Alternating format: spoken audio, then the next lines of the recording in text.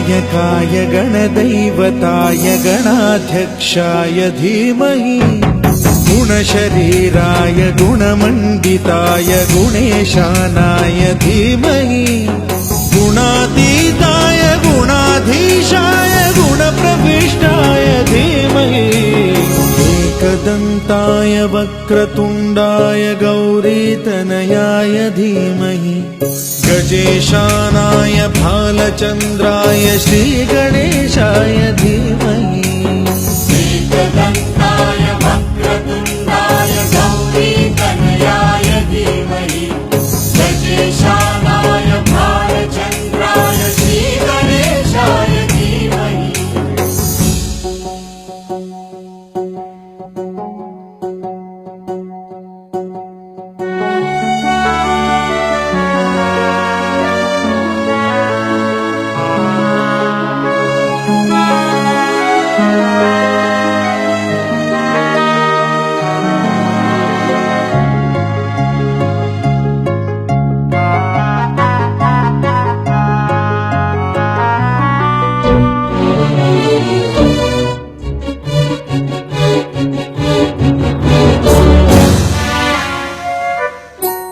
गानचतुराय गानप्राणाय गानान्तरात्मने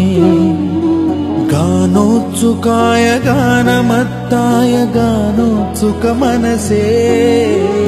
गुरुपूजिताय गुरुदैवताय गुरुकुलस्थायिने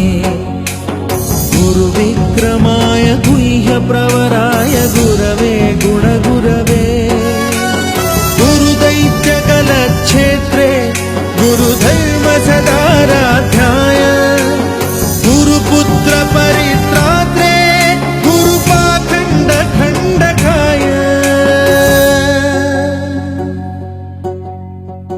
गीतसाराय गीततत्त्वाय गीतगोत्राय धीमहि गूढगुल्फाय गन्धमत्ताय गोजयप्रदाय धीमहि गुणातीताय गुणाधीशाय गुणप्रविष्टाय धीमहि एकदन्ताय वक्रतुण्डाय गौरीतनयाय धीमहि गजेशानाय भालचन्द्राय श्रीगणेशाय धीमहि एकदन्ताय वक्रतुण्डाय गौरीतनयाय धीमहि गजेशानाय भालचन्द्राय श्रीगणेशाय धीमहि